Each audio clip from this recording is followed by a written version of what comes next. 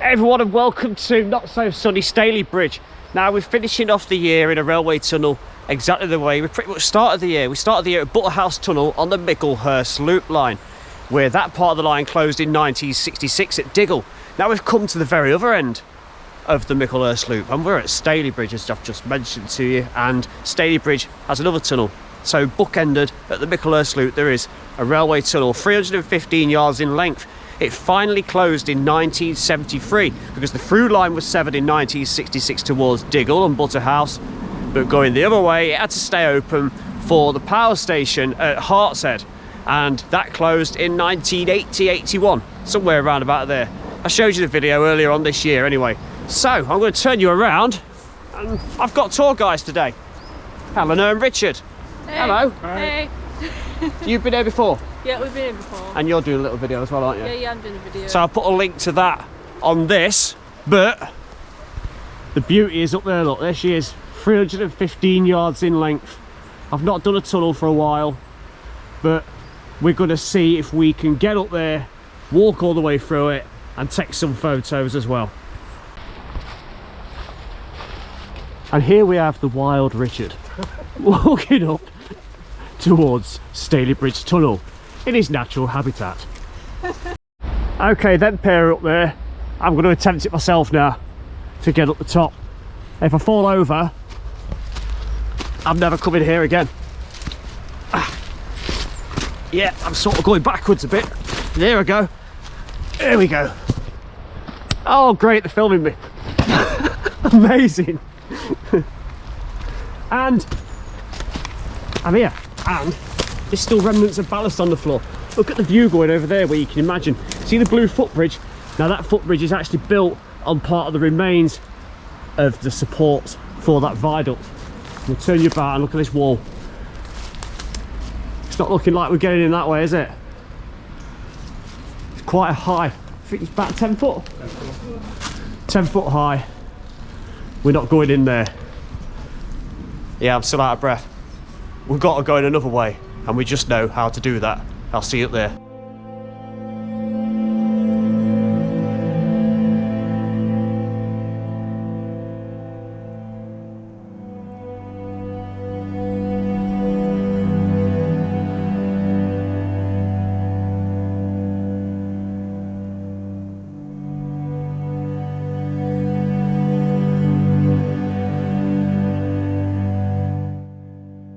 So taking a look at railmaponline.com and Google, we can see that purple line coming from the very top right all the way down towards Stalybridge. Stalybridge is just here and Diggle is up here, and right down here at Stalybridge we've got Stalybridge New Tunnel. I'm going to zoom right in and you can see Stalybridge Station just on the left hand side there, and you can see there are in fact two purple lines scooting up to the top right hand corner. The one on the left is the active line that would head off towards Leeds, and the one on the right is the Micklehurst Loop line that we walked earlier on this year, and the Stalybridge New Tunnel is right about here.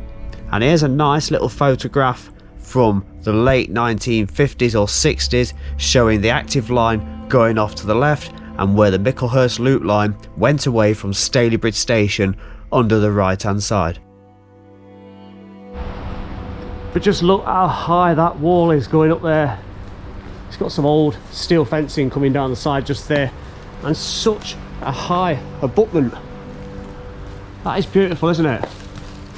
This is one I never thought I'd actually get ticked off the list, but now it's going to get done. They put this footbridge actually on the supports of that viaduct, so to get down there we need to somehow shimmy our way down here, which I'm going to try and do without falling.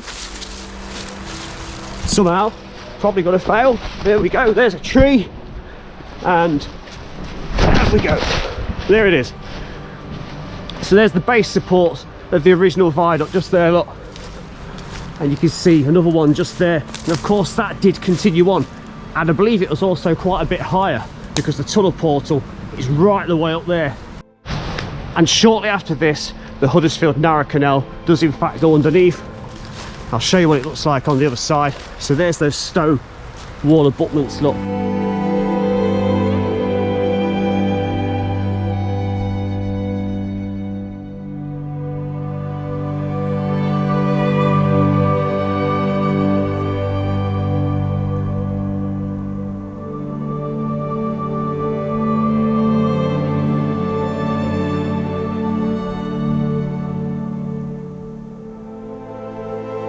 Okay, we've come down from Stamford Street. There's the old bridge wall up there, and this is all infilled, and there's a recess immediately on the left. It's pretty wide, and there's one on the right hand side, complete with complimentary baby's buggy.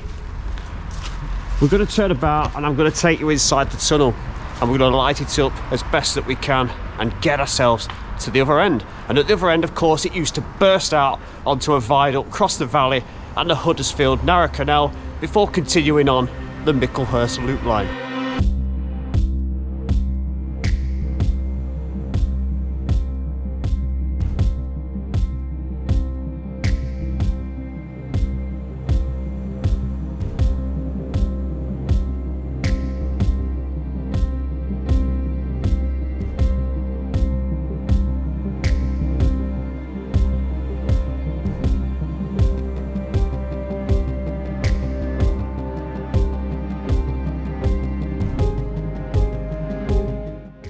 So first recess is on the left hand side. I'm going to do my best to actually count these, but as you know, I usually do lose count. On the left hand side you've got the old cable carriers. Look, 1, 2, 3 of them. There's probably more. There we go, all the way across, and I'm sure they do carry on for the duration of the tunnel on that side. Second recess on the right hand side, it's got itself a reflective deflector just there, look. And they're a lot narrower than the ones we saw at the entrance on the infill coming back down. Quite a few pretty patterns coming down of the old calcite, I believe it is, dripping away. Quite a bit of a collection of it on the ground there. Almost reminds me of Mapley Tunnel, where there's those great big 10 or 12 metre long sections. And another recess immediately after that, look. That's nice, isn't it? So still evidence of soot and diesel on the ceiling, the fumes and all the clag, and quite a bit of those deposits going and arching around. Not many patches of repair work apart from maybe a few bits like that.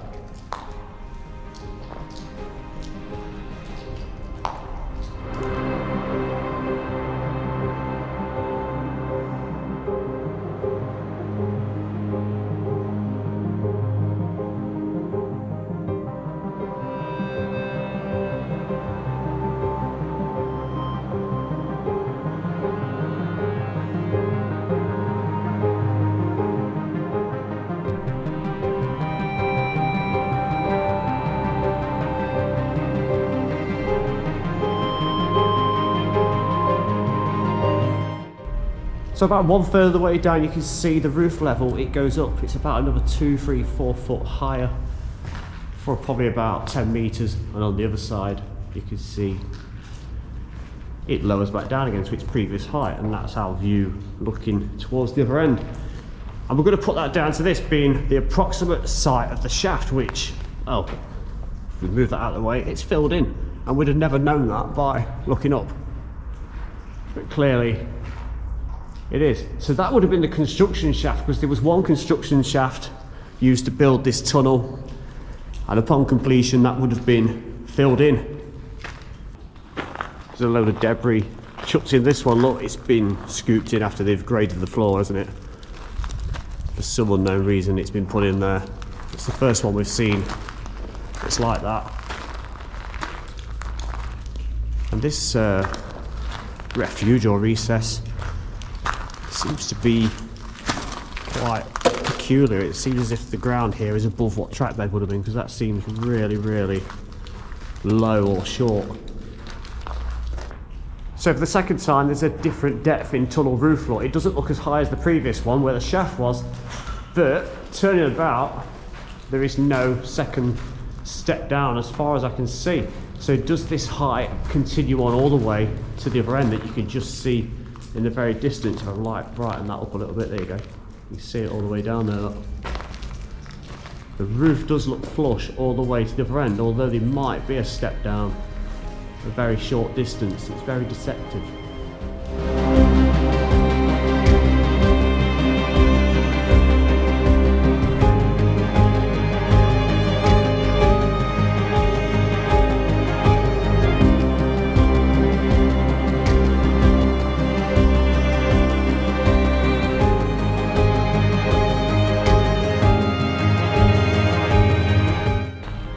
another recess tunnel, which is also showing us how the track bed level has in fact gone up since we entered at the other end, because this recess is only at half depth. Look, so you've got to imagine it's going to go down about another 1 or 2, maybe even 3 feet.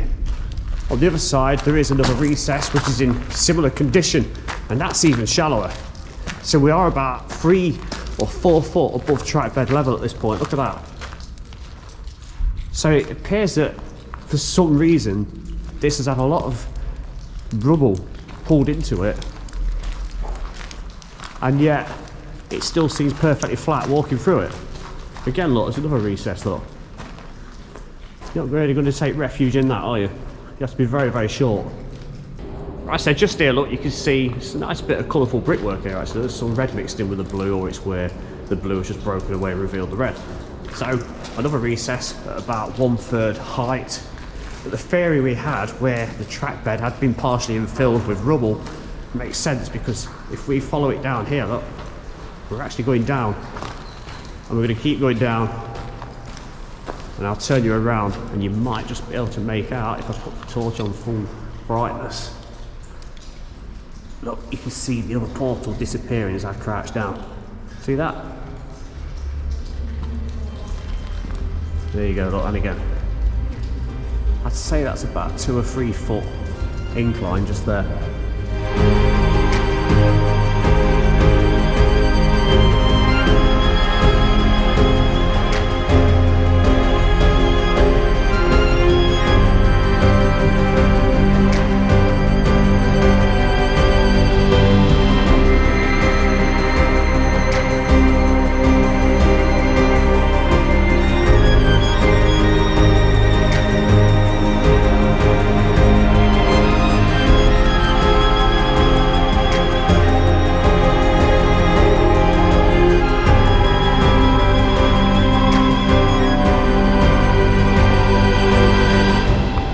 So at the portal at the other end, look, we've got another massive recess, just like those two at the tunnel mouth, just on the outside. I'll turn you about, you can just see a glimpse of the portal there, and on the other side as well, look. Absolutely huge. But you can also see that we're at track bed depth as well. Now, in August 1913, there was a bit of a tragedy inside the tunnel. There was a Leeds-Llandudno express train that came ploughing through, but it hit the back of a freight train going slowly through the tunnel. Now, the guard's van got careered into, but the guard managed to jump to safety, and he was absolutely fine. But a few wagons and the guard's van were destroyed.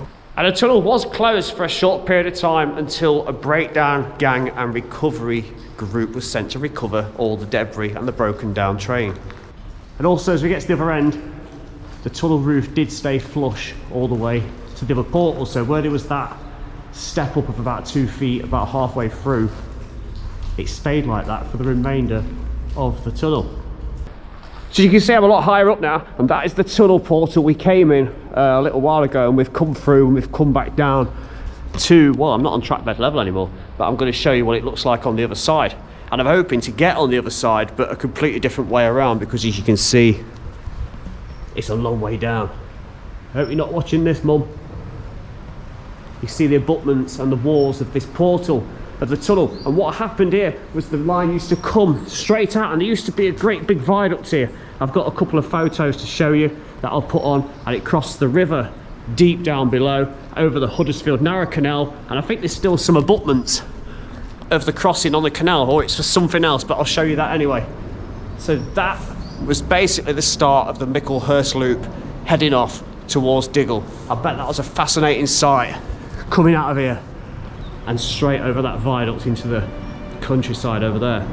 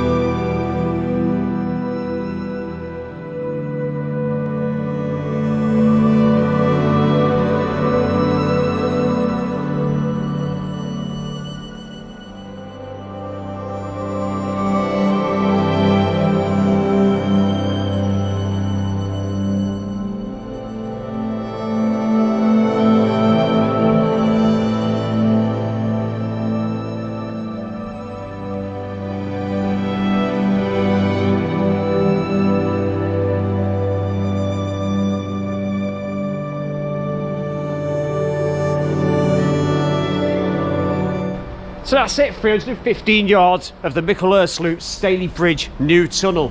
Staley Bridge Station, incidentally, is a little further up there, and the Micklehurst Loop is in that direction. We did that walk about 10-11 months ago, so you'll probably find them. I'll put the links at the end. You're going to do that soon, aren't you? Yeah, walk the Micklehurst and go all the way to the other end. Yeah, definitely. Right, check out the content that Eleanor's going to put on, and Richard as well. He'll be there running around, and I'll look forward to seeing you in the very next video. See you again, bye bye.